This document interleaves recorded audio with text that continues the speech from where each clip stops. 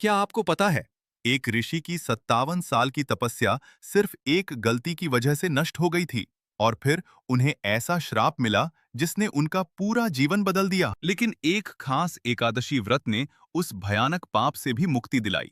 आज जानिए पाप मोचनी एकादशी की वह कथा जो आपके जीवन के पापों को भी दूर कर सकती है। शास्त्रों में कहा गया है कि चैत्र मास के कृष्ण पक्ष की जो एकादशी आती है, उसे पाप मोचनी एकादशी कहा जाता है और इस व्रत के प्रभाव से मनुष्य के अनेक पापों का नाश हो जाता है।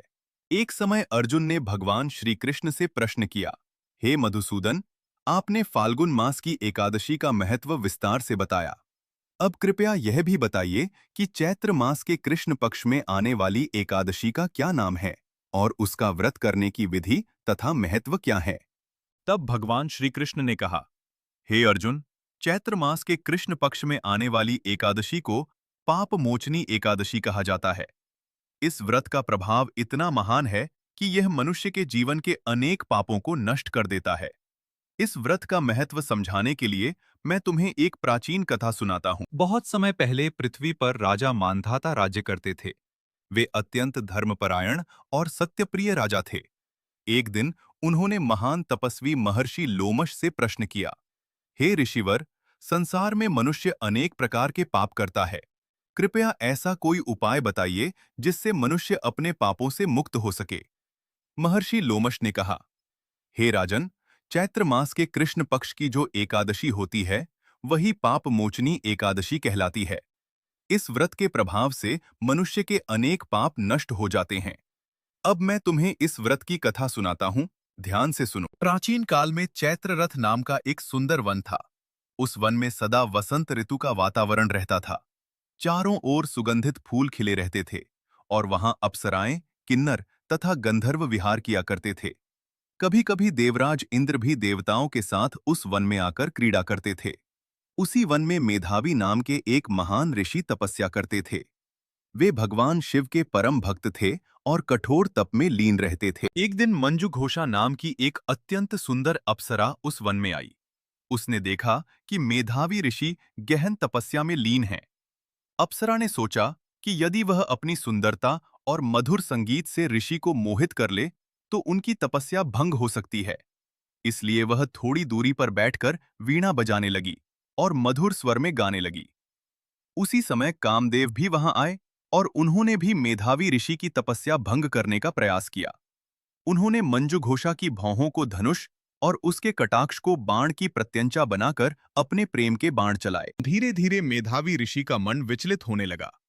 वे युवावस्था में थे, तेजस्वी और बलवान थे। अप्सरा के मधुर गीत और उसके सौंदर्य को देखकर उनका मन मोह में पड़ गया। मंजू घोषा ने अवसर देखकर ऋषि के निकट जाना शुरू किया और धीरे धीरे उसने उन्हें अपने प्रेम जाल में बांध लिया। इस प्रकार मेधावी ऋषि अपनी तपस्या और आध्यात्मिक साधना को भूलकर अप्सरा के साथ भोग विलास में लीन हो गए। समय का उन्हें कोई ज्ञान नहीं रहा। दिन और रात का भेद भी वे भूल गए।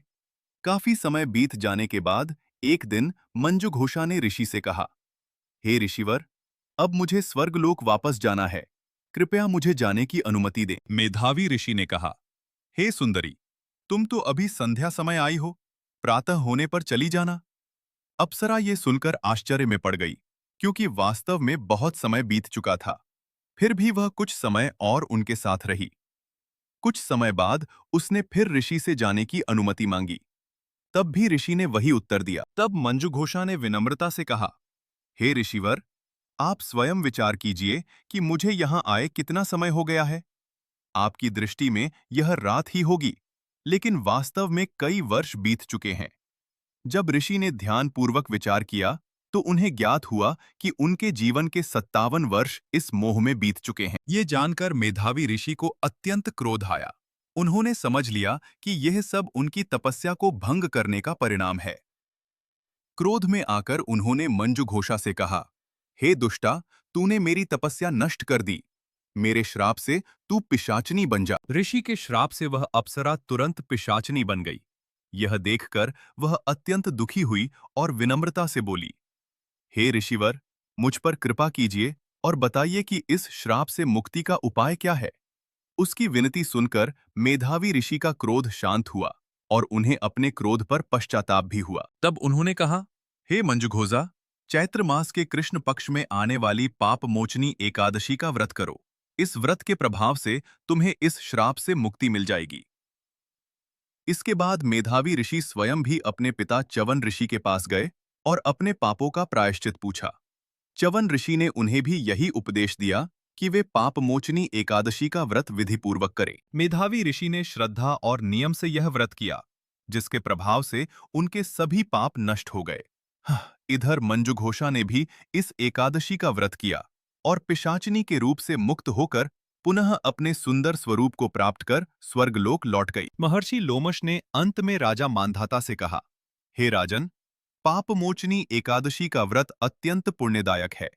इस व्रत की कथा का श्रवण और पाठ करने से 1000 गोदान के समान फल प्राप्त होता है। इस व्रत के प्रभाव से बड़े-बड़े पाप भी नष्ट हो जाते हैं और अंत में मनुष्य को स्वर्ग की प्राप्ति होती है। इसलिए भक्तों, श्रद्धा और नियम के साथ पापमोचनी एकादशी का व्रत और कथा श्रवण अवश्य करना चाहिए। अगली वीडियो, निर्जला एकादशी का रहस्य। धर्म सिग्नल चैनल को अभी सब्सक्राइब करें।